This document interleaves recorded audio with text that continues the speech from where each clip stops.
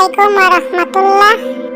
আজ আমরা শুনবো এক এমন গল্প যার ভেতর আছে ভালোবাসা, আনুগত্য, ত্যাগ, চোখের পানি আর আল্লাহর জন্য আত্মসমর্পণের এক মহান শিক্ষা। এটা কেবল একটা গল্প না, এটা এমন এক সত্য ইতিহাস যেটার উপর ভিত্তি করেই চলে এসেছে কোরবানির ঈদ।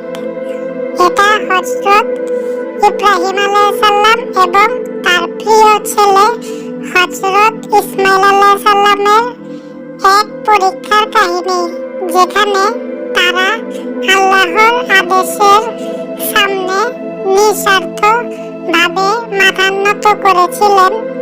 চলুন আমরা কল্পনা করি সেই দিনটিকে। হযরত ইব্রাহিম আলাইহিস সালাম কে ছিলেন? হযরত ইব্রাহিম আলাইহিস সালাম ছিলেন এক মহান নবী, যাকে বলা হয় খলিলুল্লাহ, আল্লাহর প্রিয় বন্ধু। তিনি এমন এক জাতির মধ্যে জন্মেছিলেন যারা মূর্তি পূজা করত, কিন্তু ইব্রাহিম আলাইহিস সালাম এক আল্লাহ ছাড়া আর কাউকে উপাস্য মনে করতেন না। ছোটবেলা থেকেই তিনি মূর্তির বিরোধিতা করতেন, নিজের বাবা, রাজা ও সমাজের বিরুদ্ধে গিয়েছিলেন। তিনি সব হারিয়েছিলেন শুধু আল্লাহকে পাওয়ার জন্য। আল্লাহ তাকে বারবার পরীক্ষা নিয়েছিলেন, কিন্তু প্রতিবারই তিনি উত্তীর্ণ হয়েছিলেন। বহু বছর পর সন্তানের দান। ইব্রাহিম আলাইহিস সালাম বৃদ্ধ বয়সে এসে আল্লাহর কাছে বহু দোয়ার পর পেলেন একটি পুত্র সন্তান, ইসমাঈল আলাইহিস সালাম। কুরআনে আল্লাহ বলেন, অবশেষে আমি তাকে এক সহনশীল পুত্রের সুসংবাদ দিলাম। ইব্রাহিম আলাইহিস সালাম এর চোখে ছিল খুশির পানি। এই ছিল তার বহু বছরের অপেক্ষার ফল। ইসমাঈল আলাইহিস সালাম একটি পুত্র সন্তান যাকে তিনি চোখের মনির মতো ভালোবাসতেন। মরুভূমিতে মা ও সন্তানকে রেখে আসা। একদিন আল্লাহর আদেশ আসে, ইব্রাহিম আলাইহিস সালাম, স্ত্রী হাজেরা আলাইহিস সালাম এবং শিশু পুত্র ইসমাঈল আলাইহিস সালামকে রেখে আসুন নির্জন মক্কার মরুভূমিতে।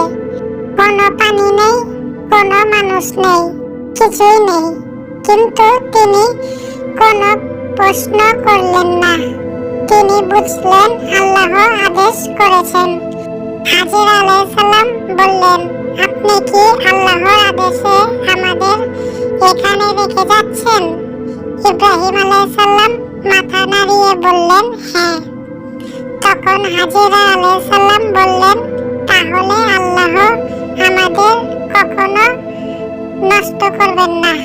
জমজম কূপের সৃষ্টি। মরুভূমির মাঝে পানি শেষ হয়ে গেল।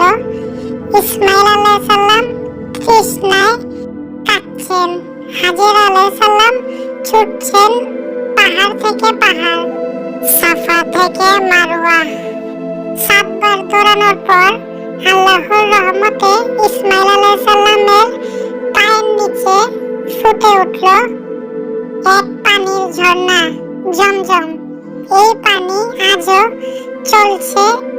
এই ছিল আল্লাহর কুদরত ও হাজেরার তাওয়াক্কুলের ফল।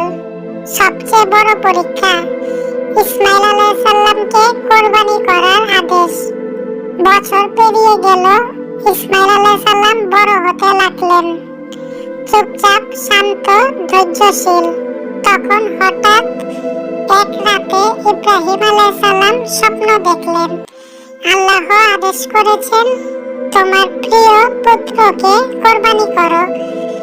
সেই প্রিয় সন্তান যাকে বহু দোয়ার পর পেয়েছেন, কিন্তু আল্লাহর আদেশ মানতেই হবে। কুরআনে এসেছে, পিতা বলল, হে প্রিয় সন্তান, আমি স্বপ্নে দেখেছি আমি তোমাকে জবাই করছি। বলো তোমার কি মতামত? পিতা পুত্রের আত্মসমর্পণ। ইব্রাহিম আলাইহিস সালাম বললেন, বাবা, আমি তোমাকে কোরবানি করতে চাচ্ছি, আল্লাহ আদেশ করেছেন। ইসমাঈল আলাইহিস সালাম বললেন, হে পিতা, আপনি যেটা আদেশ পেয়েছেন তাই করুন, ইনশাআল্লাহ আপনি আমাকে ধৈর্যশীল পাবেন। এটাই হলো পরিপূর্ণ আত্মসমর্পণ, এটাই হলো ঈমানের আসল মর্ম। মিনায় কোরবানির চেষ্টা ও শয়তানের বাধা। ইব্রাহিম আলাইহিস সালাম ইসমাঈল আলাইহিস সালামকে নিয়ে চলছেন মিনার দিকে। শয়তান বারবার বাধা দিল 3 জায়গায়। ইব্রাহিম আলাইহিস সালাম তাকে পাথর মারলেন। এভাবেই শুরু হলো রামি জামারাত। ইসমাঈল আলাইহিস সালাম কে শুইয়ে দিলেন, চোখ বেঁধে ফেললেন, ছুরি চালালেন, কিন্তু ছুরি কাটল না। আল্লাহর তরফ থেকে পুরস্কার। আল্লাহ বললেন, হে ইব্রাহিম, তুমি স্বপ্নকে সত্য করে দেখালে, তুমি পরীক্ষায় উত্তীর্ণ। আমরা তোমাকে একটি বড় পশু দিয়ে পরিবর্তন করলাম। আল্লাহ একটি জান্নাতি পশু পাঠালেন। ইসমাঈল আলাইহিস সালাম বেঁচে গেলেন। কোরবানি হলো জান্নাতি পশু। এভাবেই শুরু হলো কোরবানির ইতিহাস। এই গল্পের শিক্ষা কি? এই গল্প আমাদের শেখায় আল্লাহর আদেশের সামনে নিজের ইচ্ছা ত্যাগ। সন্তান, সম্পদ, ভালোবাসা সবকিছু আল্লাহর জন্য ত্যাগ করার মানসিকতা, তাওয়াক্কুল ও ধৈর্য কোরবানির মূল উদ্দেশ্য। আত্মসমর্পণ। আজকের কোরবানি আসল ত্যাগ কোথায়? আজ আমরা কোরবানি দেই, কিন্তু আত্মা কি কোরবানি দেই? নিয়ত কি ঠিক আছে? আমরা কি সত্যি আল্লাহর জন্য ত্যাগ করতে পারি? এই কাহিনী শুধু হৃদয় ছুঁয়ে যায় না, আত্মা কাঁদায়। প্রিয় ভাই ও বোনেরা, হযরত ইব্রাহিম আলাইহিস সালাম ও ইসমাঈল আলাইহিস সালামের এই কাহিনী কেবল গল্প নয়, এই হলো ঈমানের স্পষ্ট চিত্র। চলুন আমরা এই কোরবানির ঈদে সত্যিকার অর্থে নিজেদের ইচ্ছাকে কোরবানি দেই। আল্লাহ আমাদের কোরবানি কবুল করুন, আমিন।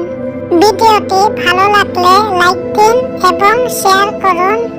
কমেন্টে লিখুন এই কাহিনী শুনে আপনার হৃদয় কেমন অনুভব করলো।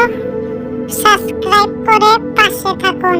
ইসলামিক জ্ঞান ছড়িয়ে দিতে সাহায্য করুন। আসসালামু আলাইকুম ওয়া রাহমাতুল্লাহ।